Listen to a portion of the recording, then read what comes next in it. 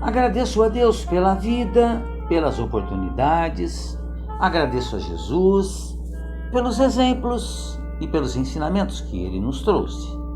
E também agradeço a todos vocês por estarem assistindo aos meus vídeos. Agradeço imensamente. Esse tem por título: É urgente examinar a própria aflição.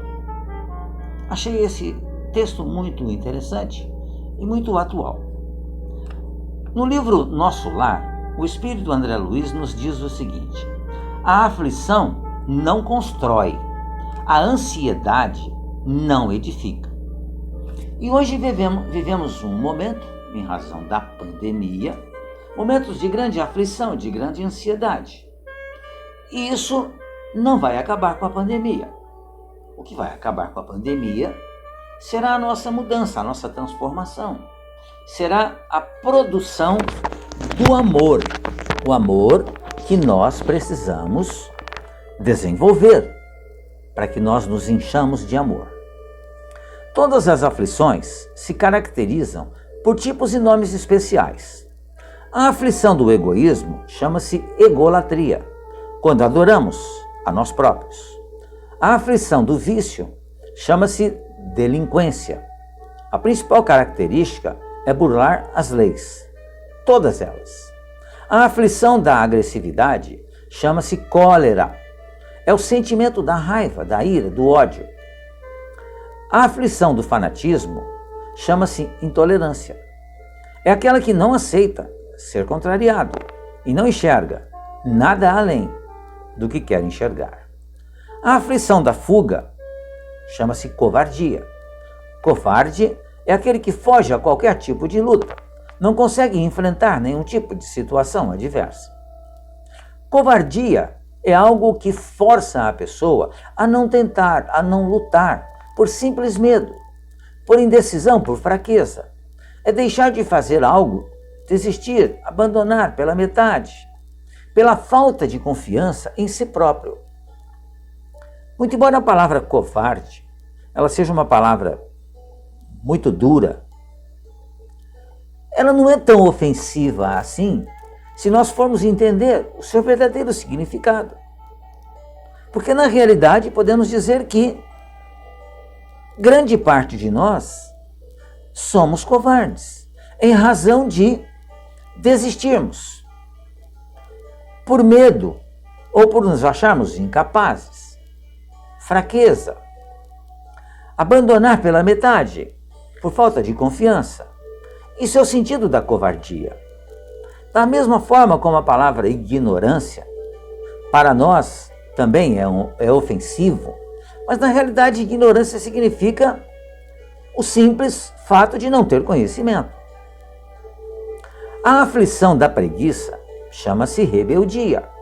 Rebelde é aquele que não consegue aceitar as leis, as normas, foge das coisas que são equilibradas. Nós precisamos aceitar as leis, mesmo que não concordemos com eles ou com elas. Hoje, em razão da pandemia, é obrigatório, por lei, ao sair na rua, usar máscara. Não é um pedido simplesmente, é uma ordem criada através de uma lei. E nós somos obrigados, por vivermos nesse país, a obedecer essa ordem. E é claro que aquele que não se atém às normas, ele acaba não obedecendo. Isso vai gerar consequências, sempre. A aflição da indiferença chama-se desânimo. O desanimado não consegue enfrentar as situações naturais da vida. Atualmente, vivemos uma situação propícia ao desânimo, porque é uma situação difícil que nós estamos atravessando. Mas é natural a ocorrência de pandemias no planeta Terra ainda em razão dos nossos desequilíbrios. E a pandemia aí está para que nós façamos algumas correções na nossa vida, naquilo que temos feito. Ela vai acabar, sem dúvida nenhuma. Mas muitas pessoas acreditam que não. E por isso ficam nessa aflição da indiferença, que se chama desânimo. Cada criatura tem a aflição que lhe é própria, estando ela no reino doméstico, na esfera profissional, no raciocínio e no próprio sentimento. Os corações unidos no bem sabem suportar as aflições menores da estrada, pois isso significa evitar as aflições maiores da vida. Estes são os heróis anônimos do cotidiano, que conseguem acumular em si os talentos do amor, os talentos da paz, reservados por Jesus aos sofredores da terra. E são aqueles a quem Jesus disse: bem-aventurados os aflitos. Na questão 908 de O Livro dos Espíritos, os espíritos superiores explicam que as paixões alavancam as forças do homem, desde que não sejam excessivas. Já tivemos várias oportunidades em nossos vídeos, que já passam de centenas, de falar da paixão, que é diferente do amor. A paixão, ela nos impulsiona à realização de objetivos que temos. A paixão nos leva a iniciarmos, ao estabelecermos um contato com alguém. Mas a paixão tem um limite. Ela não pode ser excessiva, porque senão, ao invés dela alavancar a força do homem, ela produz verdadeiros desastres, que é o que temos visto muitas vezes aqui em nossa própria sociedade. Uma das coisas que acontece muito em razão da paixão, suposta paixão excessiva, são os chamados feminicídios, em que o homem, quase sempre o homem, não aceitando a separação, acaba cometendo um crime, porque a paixão ultrapassou então o seu equilíbrio. E como diz aqui, as paixões alavancam o homem desde que não sejam excessivas. Quando são excessivas, produzem somente desastres. No Evangelho segundo o Espiritismo, Allan Kardec reservou aos aflitos da terra o maior capítulo do livro, que explica os ensinamentos de Jesus, que é o 5º capítulo. Nesse 5º capítulo do Evangelho segundo o Espiritismo, Allan Kardec elenca todas as situações que provocam essa sensação de sofrimento.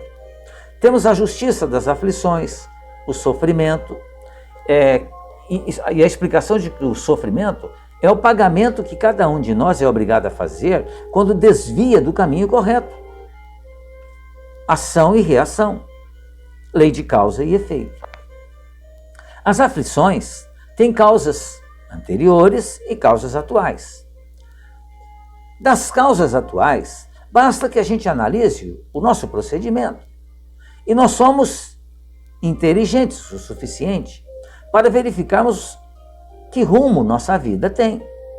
As aflições anteriores são reconhecidas como quando, aparentemente, temos uma vida com correção. As aflições anteriores não são possíveis mais de serem mudadas, porque elas estão no passado. É o ontem. E o ontem eu não posso mudar. Mas eu posso, no hoje, realizar ações que vão exatamente ajustar o desequilíbrio de ontem. Então, as aflições anteriores são reconhecidas quando aparentemente temos uma vida com correção. Fala sobre os motivos da resignação, nesse 5º capítulo, que é a situação em que aceitamos os dissabores, os problemas da vida com tranquilidade. E a gente luta para vencê-los. E mais ainda, sem revolta. As aflições são desequilíbrios causados pela nossa imperfeição moral. Se padecemos por amor à justiça, seremos recompensados pelo reino dos justos.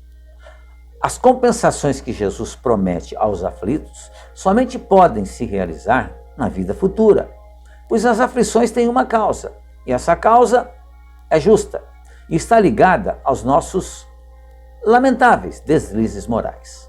A aflição, como explicou Emmanuel, tem tipo e nome, e são de duas espécies ou de duas origens, uma na vida atual e outra na vida anterior.